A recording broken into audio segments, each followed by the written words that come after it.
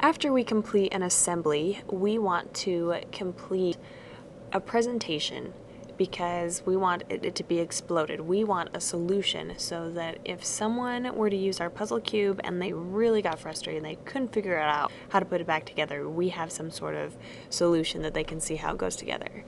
I know that I sometimes forget how mine goes together. So we're going to do new, and this time we're going to do this standard.ipn. So we'll click on that and open that up.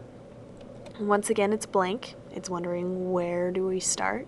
So we're going to do create view, and the picture of the create view actually has an assembly. So we're going to be looking for an assembly. If you click on the little browse button next to it, then we can find my puzzle cube already together. And then we want to keep our explosion method. We want to keep it manual because sometimes the automatic has things going crazy ways. So here's my cube already assembled. Now what we're going to use is we want to pull each part individually apart so that we can see what we are working with. If I double click in here, doesn't look like anyone has noted that it's going to be staying, but that's okay. So if we click on the face and we drag it out this direction, if it will let me. Sometimes it doesn't cooperate. If it doesn't cooperate like it just did, you can click in your transformations which axis you want it to go on. Now on this one, it's kind of hard to see, but it is outlined in blue. That means that I'm controlling that piece. If I were to click on another piece right now, then I would be controlling them both at the same time. I want to hit clear because I don't want to be moving that one. I'm pretty sure I've got that where I want it to be. And I'm going to move this red one out here, hit clear.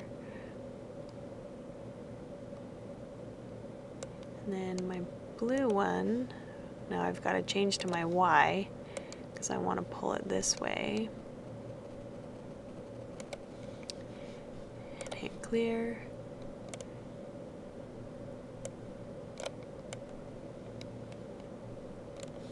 And then hit clear. Then we hit close. Now the true test is if I were to give all of my pieces that are broken apart to my neighbor and they were able to put it together using this, then you know that you have a good solution. Sometimes we have the way we pull the pieces, it makes it really hard to understand what is happening, and so a lot of times well, for sure I want you to double check and make sure that someone else can solve it using your solution. You're not trying to fool them in any way. Now another cool thing is you can use Animate, which has like a really old video camera or like a film reel, and we're going to be using that to animate it. And we can hit the play button and watch them all come together.